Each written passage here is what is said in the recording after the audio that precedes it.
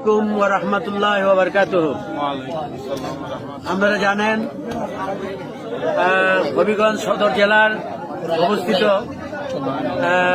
বলবাড় গ্রাম Nizampur union 9 নং ইউনিয়নের বলবাড়ছর গ্রামের জনাব মরহুম মোহাম্মদ মুসলিম উদ্দিন চৌধুরী রেজভী সাহেব আজ থেকে প্রায় 48 দিন আগে তথা কত 1/5/2025 তারিখে উনি ইন্তেকাল করেছেন।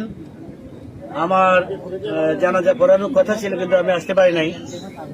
তারপরে আমি আসছিলাম ওনার যে আনুষ্ঠানিকতা, এই উপলক্ষে আমি আসছিলাম। তো আজকে নিয়ে 48 দিন ওনার ছেলেদেরকে জনাব মুসলিম রেজভী সাহেব স্বপ্নে দেখাইছেন যে আমি পানিতে কষ্ট করতেছি, তোমরা আমাকে উপরে রাখো, উপরে উঠায় রাখো। ওনারা আমাকে জানাইলে আমি ওনাদেরকে বলছি ঠিক আছে, তোমরা ওনাকে উঠাও। উনি ওনার দেহ তাজা অবস্থায় আছে, উনি ইমানদার, কোনো সন্দেহ নাই, ওনার ব্যবস্থাপনা করো। তো আজকে তারিখ হইল 16/6/2025 সোমবার। আমরা এখন বাজতে চলছে প্রায় 12টার মতো বাজতেছে। 11:30টায় ওনারা কার্যক্রম শুরু করছে। ওনাকে তোলার পরে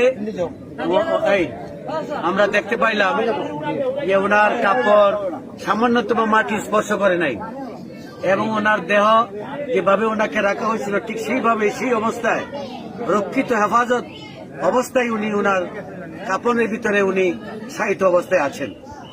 তো আমরা ওখান থেকে তুইলা, যেখানে পানি ছিল এই অবস্থায় তুইলে আইনে আবার এই ওনার বাড়ির কাছে একটা উঁচু জায়গার মধ্যে ওনাকে রাখা হয়েছে।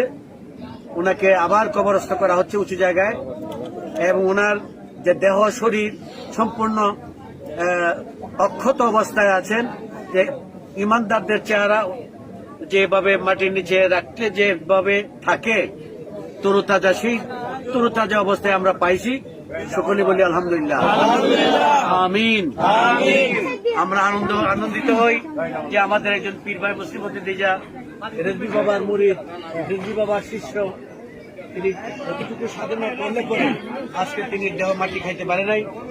আল্লাহ যেন অদ্য হইতে সেই অবস্থাটা দেখে প্রবোধ জ্ঞান অর্জন করে আগামী দিন জন্য আমাদের জন্য প্রত্যেকের জন্য যেন সেই যোগ্যতা বা অবস্থান তৈরি করতে পারি।